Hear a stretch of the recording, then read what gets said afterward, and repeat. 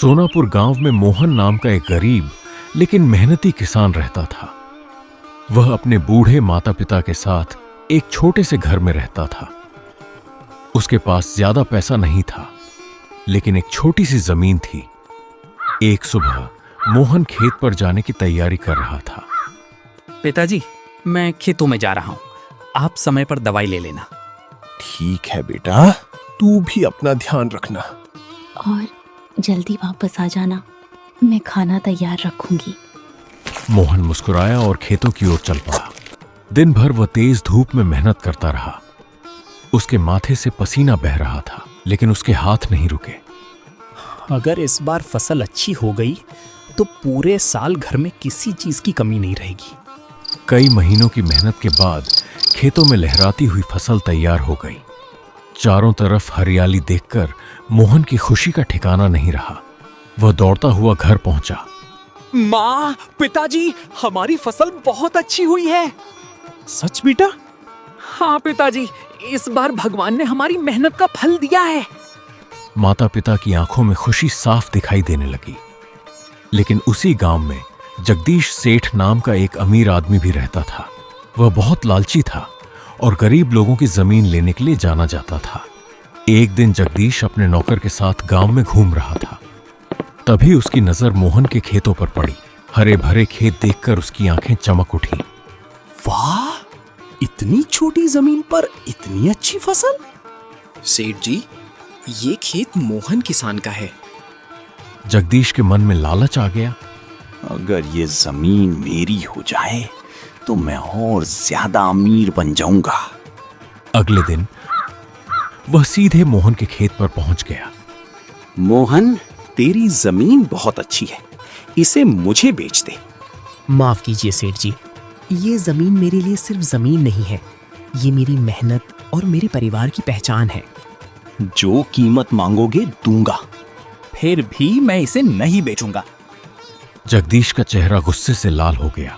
ठीक है मोहन, बाद में पछताएगा। यह कहकर वह वहां से चला गया। कुछ दिनों बाद मोहन का दोस्त राजू उससे मिलने आया। मोहन, मैंने सुना है कि जगदीश तुझसे बहुत नाराज है। मुझे पता है। सावधान रहना, वो कुछ भी कर सकता है। मोहन सोच में पड़ गया। वह जानता था कि जगदीश लालच में अंधा हो चुका है। उस रात मोहन देर तक जागता रहा। तभी उसके मन में एक योजना आई। अगली सुबह वह खुद जगदीश सेठ के घर पहुंच गया। अरे मोहन, यहां कैसे? सेठ जी, मैं अपनी जमीन बेचने के लिए तैयार हूँ। अच्छा, आखिर तुझे समझ आ ही गई। मोहन थोड़ा झुककर बोला। लेकिन एक राज है। कैसा राज? मेरी जमीन के नीचे एक खजाना दबा हुआ है। खजाने का नाम सुनते ही जगदीश की आंखें चमक उठी। सच कह रहे हो? हाँ सेठ जी, इसी कारण मेरी जमीन इतनी अच्छी है। अब जगदीश पूरी तरह लालच में फंस चुका था। बोलो, कितने पैसे चाहिए? जमीन की कीमत का 3 गुना। जगदीश ने बिना सोचे समझे 3 गुना कीमत दे दी। घर पहुंचकर मोहन ने सारी बात अपने माता पिता को बताई। बेटा, तूने जमीन बेच दी? माँ, चिंता मत करो, मैंने सब सोच समझ कर किया है। हमें तुझ पर भरोसा है बेटा। उधर जगदीश अगले ही दिन मजदूरों और मशीनों को लेकर खेत पहुंच गया। पूरा खेत खोद डालो, मुझे खजाना चाहिए। मजदूरों ने खुदाई शुरू कर दी। 1 दिन बीता, 2 दिन बीते, 1 हफ्ता बीत गया, लेकिन खजाने का कहीं कोई निशान नहीं मिला। जगदीश का बहुत पैसा खर्च हो चुका था। सेठ जी, शायद यहाँ कोई खजाना नहीं है। चुप रहो और गहराई तक खोदो। कई दिनों की खुदाई के बाद भी कुछ नहीं मिला। अब जगदीश का गुस्सा 7वें आसमान पर पहुंच गया। वह तुरंत मोहन के घर पहुंचा। मोहन, बाहर निकल! मोहन बाहर आया।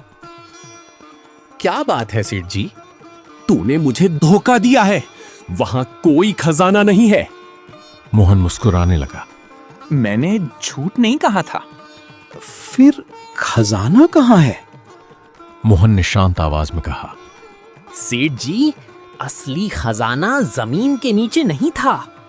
तो कहाँ था? असली खजाना मेहनत है। जगदीश चुप हो गया। मैंने सालों तक उस जमीन पर मेहनत की। उसी मेहनत की वजह से वहां अच्छी फसल हुई। अगर आप भी मेहनत करते तो आपको भी वही खजाना मिल जाता। मोहन की बात सुनकर जगदीश का सिर झुक गया। उसे अपनी गलती समझ आ गई। मोहन, मुझे माफ कर दो। मैं हमेशा लोगों की चीजें छीनकर अमीर बनना चाहता था। गलती मान लेना ही सबसे बड़ी बात है सेठ जी। आज तुमने मुझे जिंदगी का सबसे बड़ा सबक सिखाया है। उस दिन के बाद जगदीश ने किसी की जमीन लेने की कोशिश नहीं की। वह ईमानदारी से काम करने लगा और गांव वालों की मदद भी करने लगा। गांव के लोग भी उसके बदले हुए व्यवहार से खुश थे।